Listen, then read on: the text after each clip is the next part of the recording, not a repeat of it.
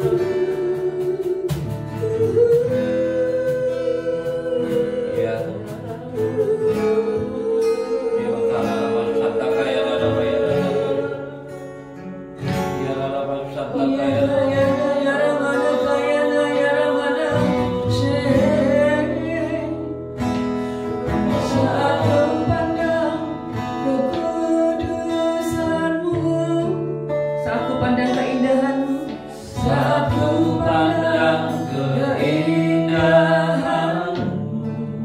Saat sekelilingku jadi puja, saat sekelilingku jadi pudar oleh sinar-Mu. Dan kami hanya menyembah Engkau Tuhan. Ku sembahkan, Amin.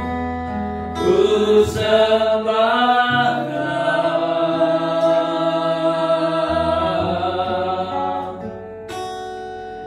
tujuan hidupku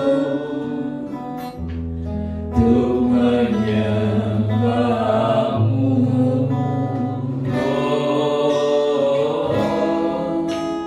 Ku sembahkan,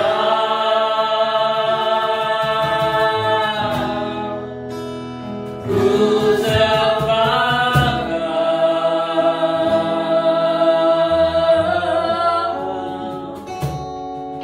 tujuan hidupku untuk menyembah-Mu.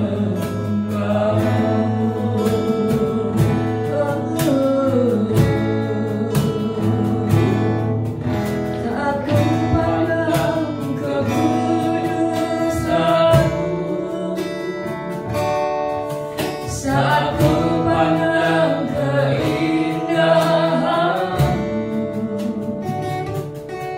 saat sekelilingku jadi pudar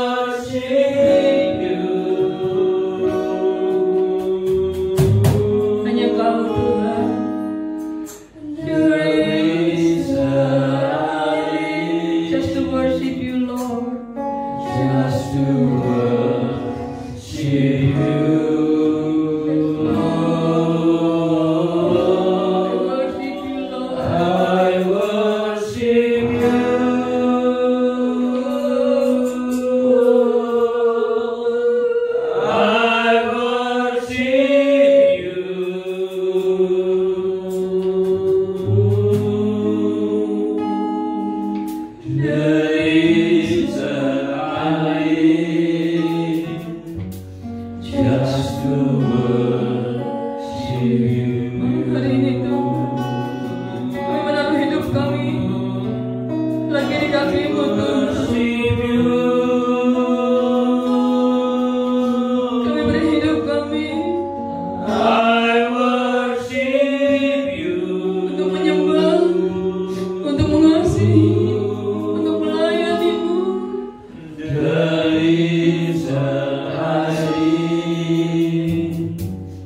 Just to worship you.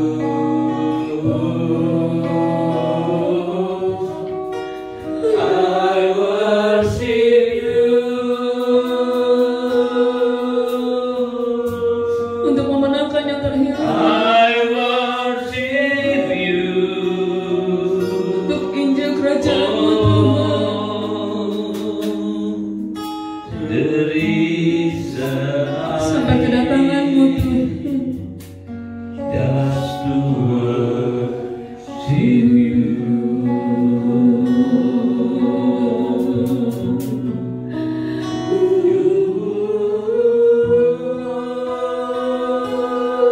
Kami menyembah-Mu Tuhan. Kami datang kepadamu malam hari. Engkau saja yang layak. Ya Rama Sata Kaya dari I live just to worship you. Oh, ku sembahkan,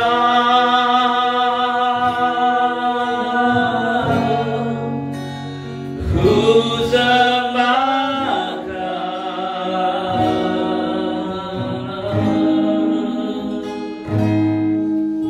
tujuan hidupku untuk menyembahmu.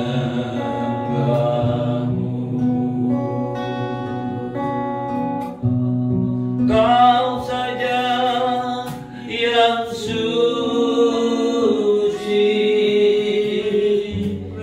Kau saja yang layak, Kau layak terima glory. Yesus Kau Tuhan. Mari angkat tanganmu pada Tuhan. Kau saja yang suci, Kau saja yang layak, Kau layak terima glory. Yesus Kau Tuhan. Dengan segenap hatimu katakan, Kau saja yang suci, Kau saja yang layak, Kau layak terima glory. Mari sembah Dia. Yesus Kau Tuhan. Kau saja yang suci, Kau saja yang layak, Kau layak terima glory. Yesus Kau Tuhan. Kau layak terima glory. Kau layak terima glory. Yesus Kau Tuhan. Sekali lagi katakan, Kau layak terima glory. Yesus Kau Tuhan.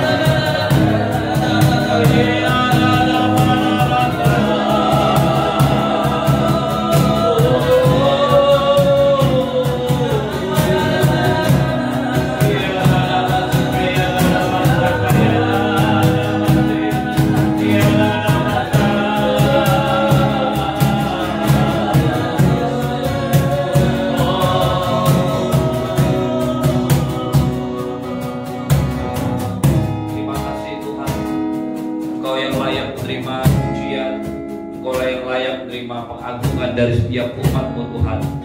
Kami berdoa malam hari ini sementara kami menyembah-Mu. Hadirat-Mu Roh Kudus-Mu turun ke atas setiap kami di tempat ini, di rumah-rumah, di ruangan-ruangan, di handphone, di laptop, dimanapun mereka melihat, menyaksikan tayangan ini, langsung maupun tunda.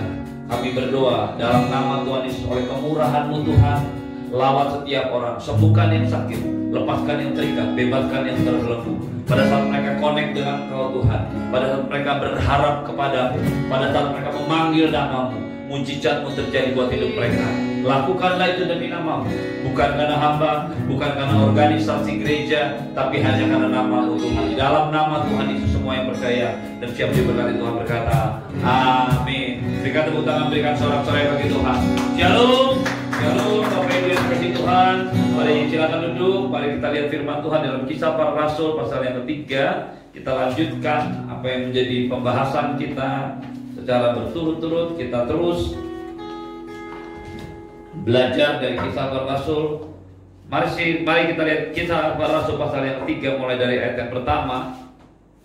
Pada suatu hari menjelang waktu sembahyang, yaitu pukul 3 petang, naiklah Petrus dan Yohanes ke bait Allah. Ada beberapa waktu sembahyang orang Yahudi, jam 9, jam 12 siang, dan jam 3. Petrus dan Yohanes naik ke bait Allah karena memang waktu itu bait Allah yang kedua yang dibangun oleh Herodes. Yang pertama oleh Salomo, itu letaknya memang lebih tinggi. Dan hari ini kalau kita pergi ke Israel, kita akan segera menemukan juga tempatnya memang lebih tinggi dari sekitarnya. Di situ ada seorang laki-laki yang lumpuh sejak lahirnya sehingga ia harus diusung. Tiap-tiap hari orang itu diletakkan di dekat pintu gerbang bait Allah yang bernama Gerbang Indah untuk meminta sedekah kepada orang yang masuk ke dalam bait Allah. Ketika orang itu melihat bahwa Petrus dan Yohanes hendak masuk ke bait Allah, ia meminta sedekah. Mereka menatap dia dan Petrus berkata, "Lihatlah kepada kami." Lalu orang itu menatap mereka dengan harapan akan mendapat sesuatu dari mereka. Tapi Petrus berkata, "Emas dan perak tidak ada padaku, tetapi apa yang kupunyai kuberikan kepadamu. Demi nama Yesus Kristus orang Nazaret itu berjalanlah." Lalu ia memegang tangan kanan orang itu dan membantu dia berdiri. Seketika itu juga kuatlah kaki dan mata kaki orang itu. Ia melonjak berdiri lalu berjalan ke kian kemari dan mengikuti mereka ke dalam bait Allah. Berjalan dan melompat-lompat serta memuji Allah. Seluruh rakyat melihat dia yang berjalan sambil memuji Allah. Lalu mereka mengenal dia sebagai orang yang biasanya duduk meminta sedekah di gerbang bait Allah, Gerbang Indah, sehingga mereka takjub dan tercengang tentang apa yang telah terjadi padanya. Bapak Ibu Saudara yang saya kasih dalam Tuhan, Petrus dan Yohanes sebagai rasul-rasul yang Tuhan tetapkan untuk meneruskan berita Injil. Kalau kita baca di ayat-ayat sebelumnya, mereka umat Tuhan ada sekitar 3.000 orang. Mereka berkumpul tiap-tiap hari di bait Allah. Mereka berkumpul tiap-tiap hari di rumah mereka. Bergiliran, ada 4 hal yang mereka lakukan. Mereka bertekun dalam pengajaran rasul-rasul. Mereka bertekun dalam persekutuan, fellowship satu sama lain, koinonia satu sama lain. Mereka selalu berkumpul untuk memecahkan roti dan berdoa. Dan kita lihat gaya hidup atau pola hidup ini sebenarnya bukanlah sebuah liturgi, tetapi sebuah gaya hidup. Bapak Ibu yang saya kasih dalam Tuhan, hari-hari ini kekristenan itu kehilangan gaya hidup karena semuanya sudah diatur begitu rupa.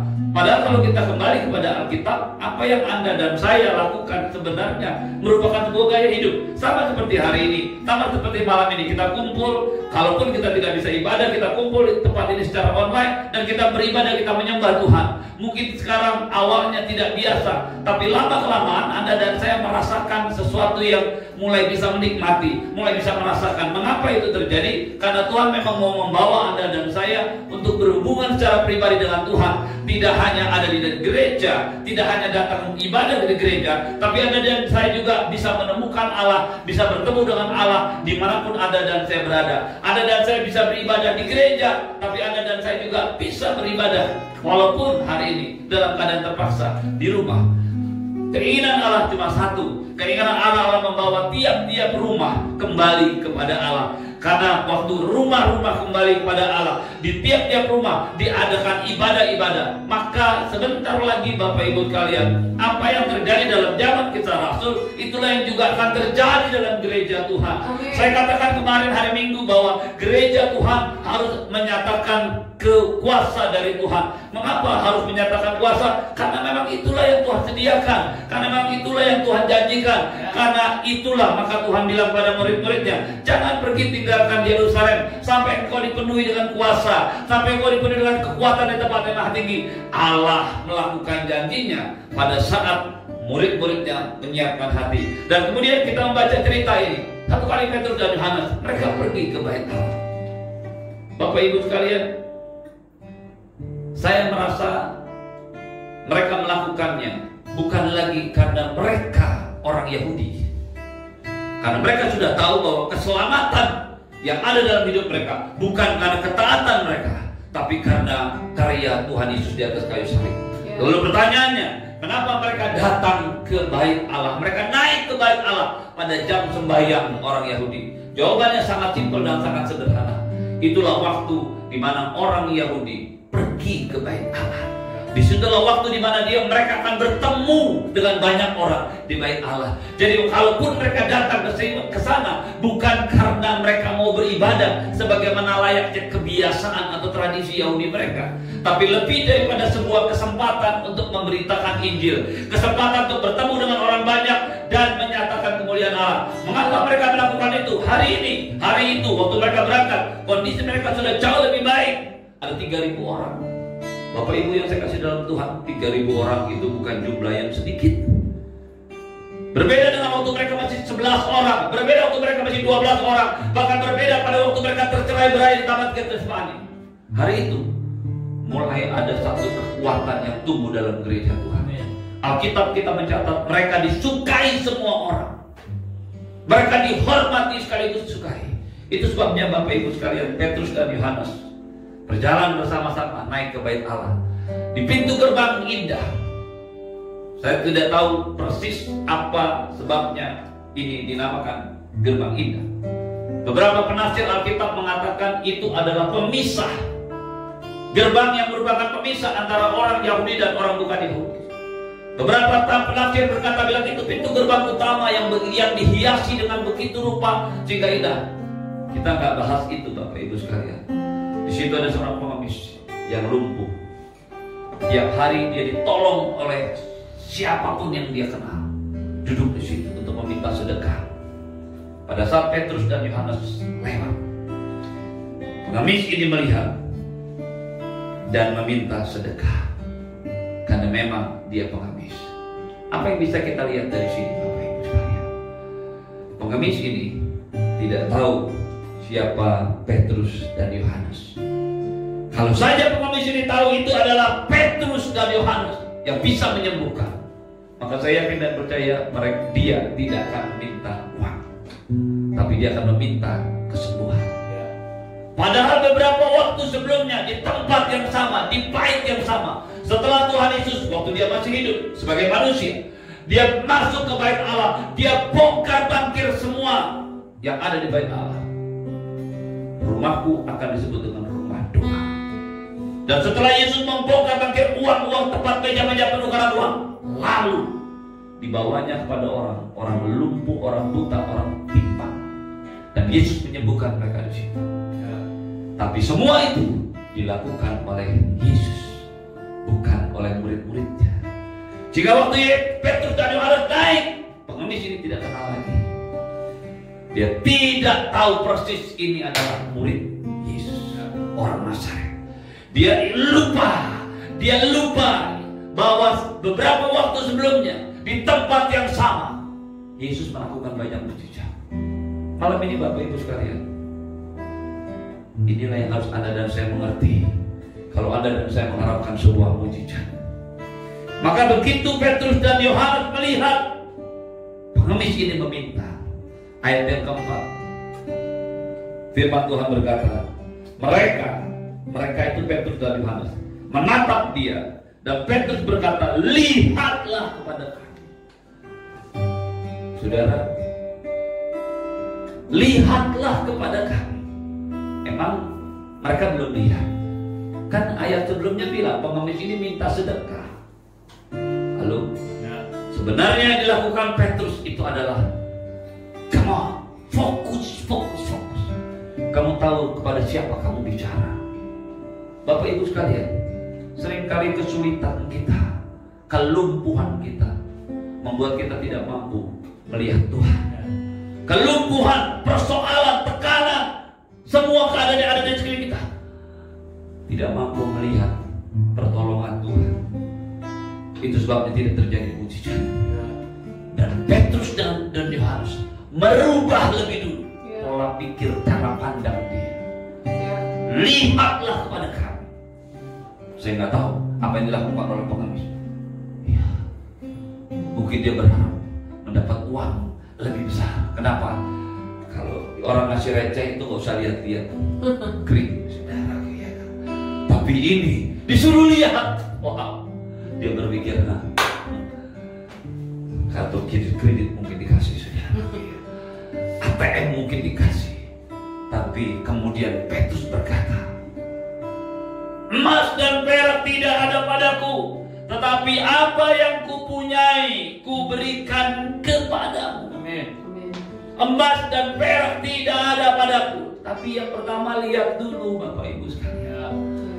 Pengemis itu harus melihat kepada Petrus dan Yohanes. Kemudian baru Petrus dan Yohanes berkata, emas dan perak tidak aku punya, tidak aku pegang, tidak aku bawa, tidak aku miliki. Tapi apa yang kupunya kuberikan kepada Amin. Bapak Ibu sekalian yang dikasihi Tuhan.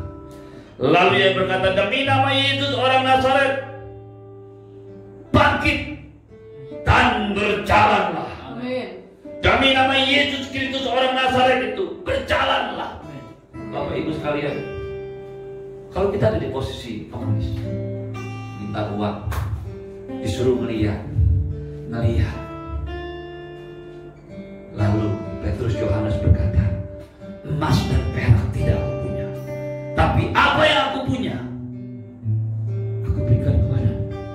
Maka kita akan bertanya, apa yang dia punya? Betul saudara? Kalau lihat dari bahasa Indonesia kita bilang apa? Dia hanya berkata, demi nama Yesus Kristus orang berjalanlah.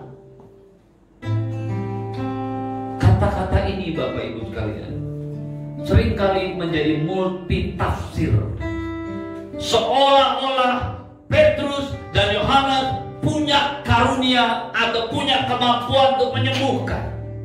Karena dia berkata, apa yang aku punya aku berikan kepada. Ya.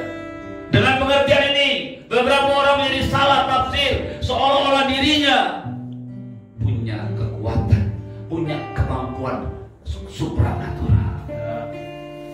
Banyak orang juga berpikir hamba-hamba Tuhan punya sesuatu dalam diri mereka.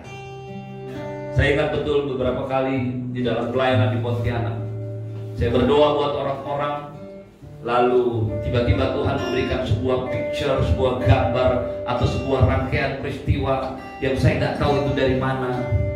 Pada saat saya sedang berdoa, saya tidak minta itu dari Tuhan. Saya hanya berdoa kepada Tuhan. Pada waktu saya mulai merintis jemaat di Pontianak, saya katakan, Tuhan, Engkau tahu semua keadaan di sana. Perlengkapi aku dengan kuasa-Mu untuk melayani, untuk bisa menolong mereka di sana. Waktu saya beberapa kali kesempatan saya berdoa, Bapak Ibu yang saya kasih, saya melihat sesuatu. Dan waktu itu saya sampaikan kepada orang yang saya doakan. Beberapa kaget, beberapa nangis, beberapa kemudian bengong, dan beberapa orang kemudian ada juga orang yang berlutut berdoa. Dan kemudian mereka berkata, Pak Eri bisa melihat. Saya bilang, kalau nggak bisa melihat, saya nggak akan sampai di Pontianak. Saya akan tersesat mulai dari saya naik bis ke bandara. Karena bisa saja saya mau ke bandara, tapi karena saya nggak bisa lihat, saya naik bis ke Bandung. Mereka bilang kepada saya, Bapak bisa lihat? Iyalah. Kalau saya nggak bisa lihat, nggak mungkin saya sampai di Pontianak. Mereka bilang, jangan bergurau Pak, betul Pak. Saya mau katakan kepada Bapak Ibu sekalian, saya tidak bisa melihat apa-apa.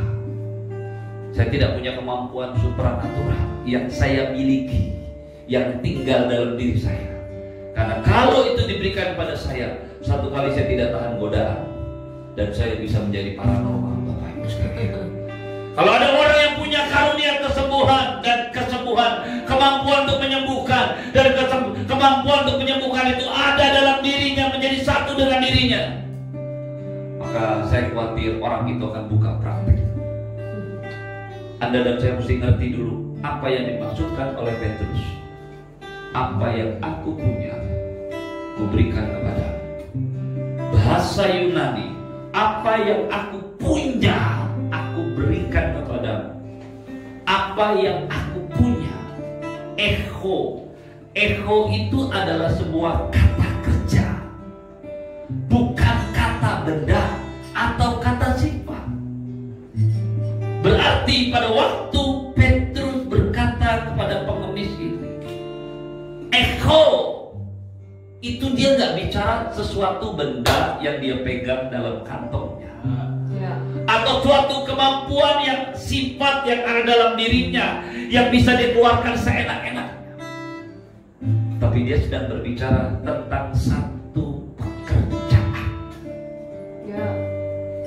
Dengarkan saya baik-baik, Bapak Ibu. Tidak ada seorang hamba Tuhan yang memiliki kemampuan untuk bisa menyembuhkan. Tidak ada satu orang hamba Tuhan yang punya kemampuan untuk menyembuhkan. Bahkan hamba Tuhan sekali Katrin Kuhlman, satu kali ditanya oleh orang, Miss Kuhlman, kenapa kamu bisa menyembuhkan? Kamu bisa punya urapan yang begitu hebat sehingga kamu bisa membuat mujizat. Dia selalu berkata, kamu salah. Katrin Kuhlman tidak bisa menyembuhkan. Katrin Kuhlman tidak bisa melakukan mujizat. Yang melakukan itu hanya Yesus Tuhan. Amin. Sama seperti itu, Petrus dan Yohanes berkata, apa yang kuberikan, apa yang kupunya, kuberikan. Dia nggak bicara tentang kemampuan, dia nggak bicara tentang sebuah sifat atau keadaan. Dia berbicara tentang satu pekerjaan. Singkatnya saya mau sampaikan begini. Sebenarnya Petrus dengan Yohanes berkata begini, aku nggak punya emas, aku nggak punya perak, tapi ada yang bisa kerjakan dengan kamu. Amin. Ya. Apa ada yang bisa aku lakukan bersama-sama dengan kau? Amin. Itu sebabnya kemudian dia berkata, demi nama Yesus Kristus orang Nazaret, amin, berjalanlah. Ya. Dia tidak berkata, dia tidak memegang tanpa apa-apa dan orang itu menjadi sembuh, karena dia tidak memiliki kuasa kesembuhan. Tapi ada satu yang dia lakukan. Dia katakan, demi nama Yesus Kristus orang Nazaret, berjalanlah. Lalu firman Tuhan berkata, lalu ia memegang tangan orang itu, tangan kanan orang itu, dan membantu dia berdiri. Seketika itu juga kuatlah kaki dan mata kaki orang itu. Jadi echo, apa yang aku punya itu adalah sebuah pekerjaan. Dan pekerjaan ini harus dilakukan bersama-sama. Petrus mengerjakan pekerjaan itu. Orang yang sakit juga harus bangkit. Dia katakan, demi nama Yesus Kristus orang Nazaret, berjalanlah. Dia mengatakan itu. Lalu apa yang dilakukan? Dia kerja. Dia hampiri pria ini, orang yang lumpuh ini. Kemudian tangannya dipegang, tangan kanannya dipegang. Kemudian dia membantu dia berdiri. Seketika itu juga kuatlah mata kaki dan kaki orang itu. Saya mau kasih tahu Bapak Ibu sekalian, inilah yang Anda dan saya juga punya. Amin. Inilah yang Anda dan saya bisa kerjakan dalam hidup ini, hari-hari ini. Inilah, kalau ini bukan miliknya Petrus, tapi ini sebuah pekerjaan. Pekerjaan apa? Sebelum Tuhan Yesus naik ke surga, dia kumpulkan murid-muridnya. Dia katakan begini, kepadaku telah diberikan segala kuasa di surga dan di bumi. Karena itu pergilah, jadikan semua bangsa murid. Amin. Dan baptislah mereka dalam nama Bapa, Anak, dan Roh Kudus. Ajar mereka melakukan segala sesuatu yang telah kuperintahkan kepadamu. Dan ketahuilah, aku menyertai kamu sampai kepada akhir zaman. Bapak Ibu yang dikasihi dalam Tuhan, mengapa Petrus berani mengerjakan pekerjaan ini? Mengapa Petrus berani berkata kepada pengemis yang lumpuh ini? Karena dia tahu Yesus sudah datang pada dia. Dia katakan, kepadaku telah diberikan segala kuasa di surga dan bumi. Karena itu pergi, beritakan Injil. Aku menyertai kamu senantiasa kepada akhir zaman. Dan Petrus melihat dengan mata kepala sendiri. Dia mengalami bagaimana Roh Kudus turun ke atas dia mengurapi. Pada waktu itu dia tahu dia punya satu pekerjaan. Itulah yang dia berikan, itulah yang dia kerjakan. Jadi malam hari ini saya mau katakan kepada Bapak Ibu di dalam nama Tuhan Yesus, Anda dan saya, siapapun kita yang percaya kepada Yesus, yang tahu bahwa Yesus sanggup menyembuhkan, yang tahu bahwa Yesus sanggup membuat mujizat apapun dalam hidupmu, yang Anda dan saya perlu lakukan hanya satu, mengerjakan pekerjaan yang sama, melakukan pekerjaan yang sama, memberitakan Injil, menyampaikan kabar sukacita, menyelamatkan, membawa mujizat itu terjadi. Sebelum itu terjadi, Anda dan saya menantikan kuasa Roh Kudus. Itulah yang terjadi di Pentakosta. Itulah yang harusnya Anda dan saya kejar hari ini. Minta Tuhan memenuhi Anda. Pada waktu kuasa itu turun, pada waktu Roh Kudus turun ke atasmu, maka Anda dan saya punya kemampuan yang sama untuk mengerjakan pekerjaan mujizat itu dalam hidup kita. Pastikan dirimu melakukan hal yang sama, karena itu yang bisa Anda dan saya kerjakan. Mari kita bangkit berdiri. Kita akan sama-sama ambil bagian dalam perjamuan kudus. Ukuran nama Santa Kaya Rana Bayara Bayara Bayara Bayara Bayara Orana Bayara Bayara.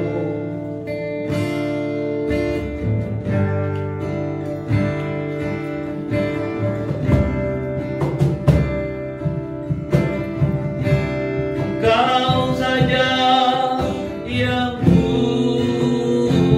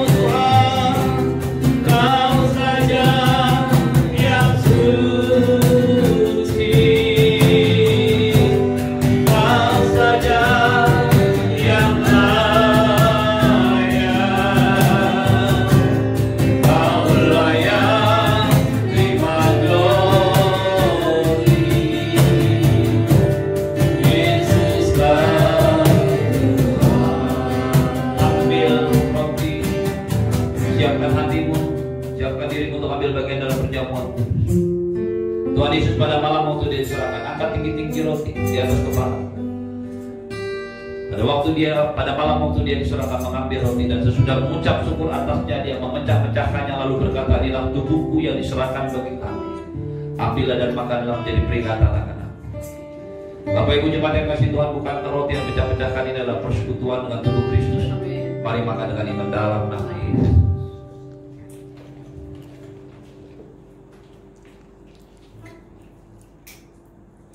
Ambil anggur, angkat tinggi-tinggi di atas kepala sebagai sebuah tanda penghormatan.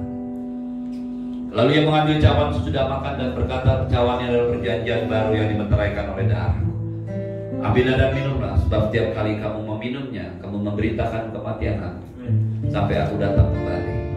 Mari Bapak Ibu jemaat yang dikasihi Tuhan, bukankah cawan yang atas yang kita ucapkan syukur ini adalah persekutuan dengan tubuh Kristus? Mari makan dengan iman dalam. Haleluya. Korana masanta kaya rana masyarakat. Kau saja yang suci, Kau saja yang layak, Kau layak terima glory. Yesus Kau Tuhan, Kau saja yang suci, Kau saja yang suci, Kau saja yang layak, Kau layak terima glory. Yesus Kau Tuhan. Sebelum kita berdoa Bapak Ibu sekalian, saya ingin mengatakan sekali lagi kepadamu, jangan fokus kepada masalah, jangan fokus pada kesulitan hidupmu, jangan fokus pada kesedihan hatimu, jangan fokus pada semua yang Anda dan saya bisa lihat. Arahkan hati, arahkan matamu, fokuskan matamu hanya kepada kemampuan Allah. Anda dan saya punya Allah yang luar biasa. Tuhan kita adalah Tuhan semesta alam, pencipta langit dan bumi. Dia sudah mati buat Anda dan saya untuk menebus dosa kita, untuk membawa Anda dan saya mengalami kehidupan yang sama. Dia ada dalam diri kita, Dia ada dalam setiap hatimu. Pada waktu kau percaya, lahir baru dan terima Tuhan Yesus sebagai Tuhan dan Juru Selamat pribadi, kau punya kemampuan untuk melakukan mujizat. Malam hari ini dengarkan saya baik-baik, arahkan, fokuskan kepada Tuhan. Percaya, kau dan saya punya pekerjaan yang sama, karena kau dan saya punya kemampuan yang sama yang diberikan oleh Allah. Apa yang ada dalam diri Petrus, itu yang ada dalam diri Anda dan saya. Pengurapan yang turun ke atas Petrus, Yohanes, dan murid-murid Tuhan adalah pengurapan yang sama yang hari ini bisa turun pada Anda dan saya. Yang Anda dan saya perlu lakukan, fokuskan hatimu pada Tuhan. Percaya ada mujizat dalam kehidupan ini, ada mujizat di dalam nama Yesus, dan bangkitlah berjalan menurut mujizat itu. Kiara nama Santa Kaya nama Santa Kaya nama Santa Kaya Kura nama Santa Kaya nama Santa Kaya nama Yara nama Kiara nama Santa Kaya nama Yara. Beri kemuliaan, dipenuhi pujian. Sementara kita berdoa menyanyikan lagu ini, kami berikan padamu Tuhan korban pujian. Sekali lagi katakan, dipenuhi kemuliaan, dipenuhi kemuliaan. Datang pada Tuhan, arahkan fokus keluar dari semua yang ada dalam hidup, dari semua yang kau lihat. Mulai arahkan, fokuskan kehidupan kepada kemampuan Allah. Mari malam hari ini ubah cara memandang, ubah cara berpikir, arahkan pandanganmu kepada Tuhan. Ya Rama Santa Kaya Rama Santa Kaya Rama, Kau saja yang suci. Mari angkat tanganmu sembah Dia. Kau saja yang layak, Kau layak terima glory.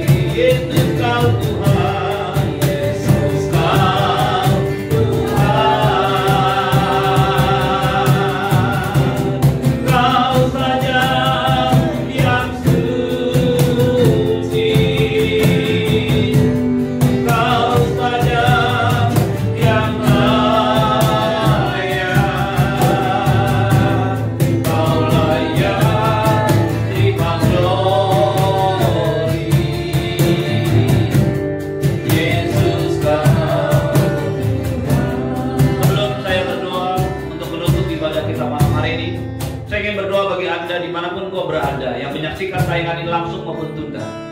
Saya melihat ada seorang yang punya masalah dengan darah. Saya tidak tahu apa yang terjadi dengan darahmu. Saya tidak tahu persis masalahmu apa dengan darahmu. Tapi saya melihat ada satu orang yang sedang mengalami masalah dengan darahmu.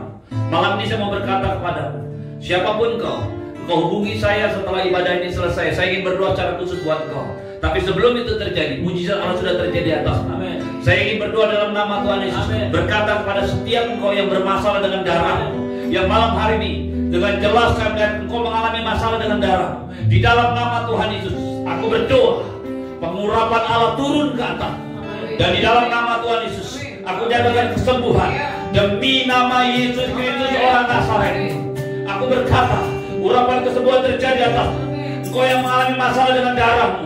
Entahkah engkau pendarahan, engkau mengalami sakit kelainan darah, apapun yang sedang terjadi, dengarkan saya. Waktu kau arahkan hati dan pikiranmu, pandanganmu kepada Tuhan, kau akan melihat mujizat itu terjadi. Saya ingin membantu engkau, memegang tanganmu di dalam nama Tuhan Yesus. Bapakku berdoa, permuliakanlah nama Tuhan Yesus di tengah-tengah kami Tuhan.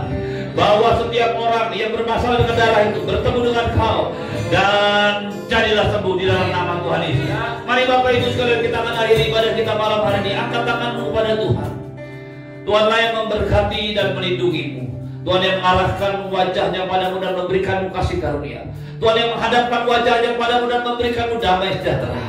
Kekasih-kekasih Tuhan, arahkan hati dan hidupmu kepada Tuhan. Fokus kepada Tuhan.